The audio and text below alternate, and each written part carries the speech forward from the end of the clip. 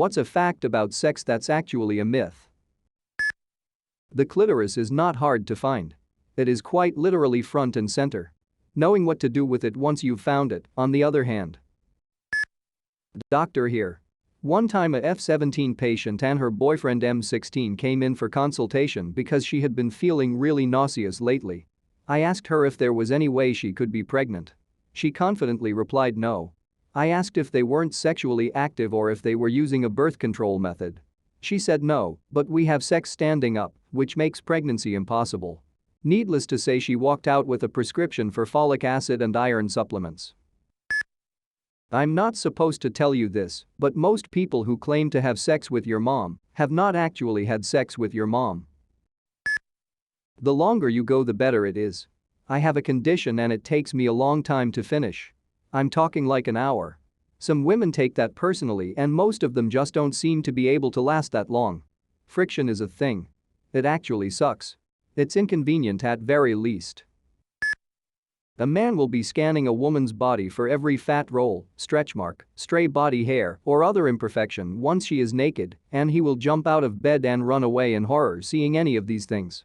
Most men really don't go into such detail when getting naked and frisky. You don't need to look like a porn star or a Hollywood body double for them to think you are plenty hot and sexy.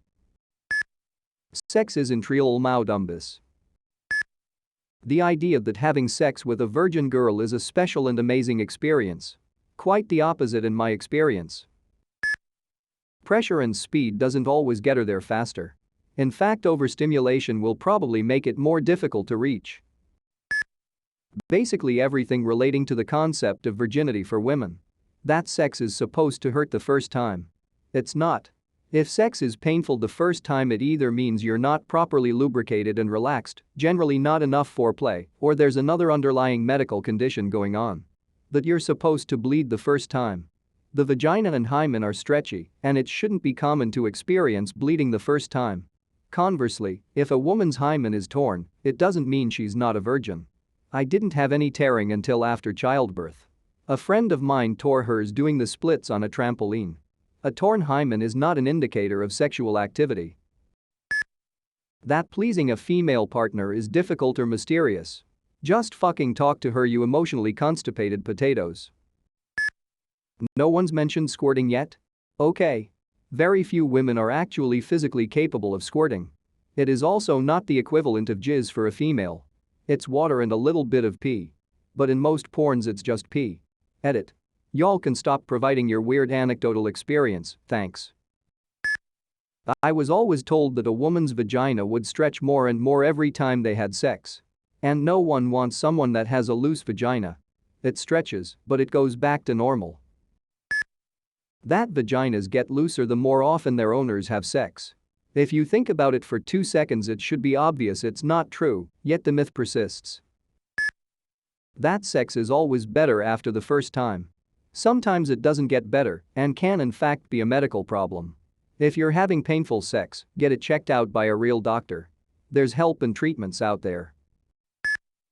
The average human penis is not 13 inches. Sex is, in fact, much more complicated than just having raspberries blown on your tummy. There's squeezes too. Ha! Nice try, virgins. You're going to mess up the first time like everyone else.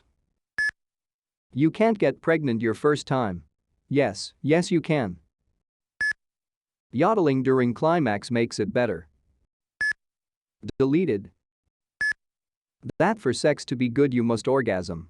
I don't know how it is for guys, but at least for me, it's only a small part of it. That the clown suit is somehow scary. Not all women want sex to last a long time. If you go longer than 10 mins, I'm going to get bored. Also, it's true that most women need direct clitoral stimulation to come. But not all women. Some women prefer penetration. I'm one of them. I don't blame men for going to the clit first because that's what most women need. However, once I tell you to leave it alone because it just distracts from vaginal and vaginal is better, listen to me. That Redditors know anything about sex. The whole idea that vibrators were invented to treat female hysteria because doctors thought it was too time-consuming to bring women to orgasm. Apparently this idea was the result of just one person's research that has been widely misinterpreted over the years. The researcher has said herself that it's more a theory than fact. Blue waffle is not real. Didn't figure that out till I was 20. You can't get preggers in a jacuzzi. That your coom is white and not red. All women love getting oral, and all men would rather not do it.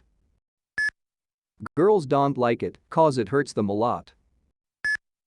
The whole lick ab shapes on the clit stuff. Girls like different stuff. And in my experience, it's about varying pressure, as opposed to shapes done with the tip of your tongue. The flat works best. The tip is like poking yourself in the eye. Some girls like that though. The longer the dick, the better. Too long can be pretty painful for the girl, and the G-spot is said to be at least 3 centimeters in, some say 5 centimeters. Putting it all in can barely be done, unless you want your partner to experience pain or even damage them. Probably focus on girth, if you can. The all big pussy means she's been with tons of guys stick. That's called arousal. I heard my favorite version of this in a bar. Overheard a couple guys talking about this, and one was like, everyone thinks pussies just stay turned out forever, but they just close back up afterwards. The way you really tell is if she has a thigh gap. A big dick is a good thing. It's not. That males are supposedly less sensitive than females. Male and female genitalia both develop from the same embryonic cells, and they're wired into the nervous system the same way. The genders don't differentiate until late in fetal development. While one gender can't know precisely how erotic stimulation makes the other feel, an understanding of genital embryology tells you that there is no quantitative difference. The embryonic cells that become the head of the penis, glands, in men, become the clitoris in women, and the amount of nerve endings is exactly the same. Don't let anyone tell you that you are inherently less sensitive, guys. Edit. Whoever downvoted this, shame on you. You must do it. That everyone in the world has more than me. And vice versa. You don't need lube because a woman's pussy is self-lubricating. Yes, it can be. But every person is different, and vaginal fluid dries pretty fast. It's a much better bet to have lube on hand just in case she's naturally more dry. Squirting is not ejaculate. It's urine. Squirting is urine, people. And it's still hot. That having a huge penis is what every girl wants. It's not, in fact I would say it can create more stress in some ways than pleasure. Yeah, it's great for the visuals, girls struggling to give or oral or take it in general, but when you actually care about the person you're having sex with and their needs, you end up sacrificing more than the average guy would. I dated a girl that would say having sex with an average penis and having sex with me was like comparing apples to oranges. They can both be great, but it's two completely separate things.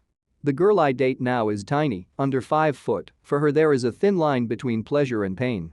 Anything more than once a day is completely out of the question because it's just too painful for her. Also, for someone who loves to receive oral, there's very few girls out there who want to spend 15 to 20 minutes having their jaw locked completely open to get you off. Every girl says the same thing. Giving a blowjob to an average penis is easy. Giving a blowjob to you is like a job, it's hard work. Also, bite marks can be painful afterwards. I find also that a girl I'm with can feel inadequate or like they're not doing a good enough job because 95% of them never experienced anything more than average size.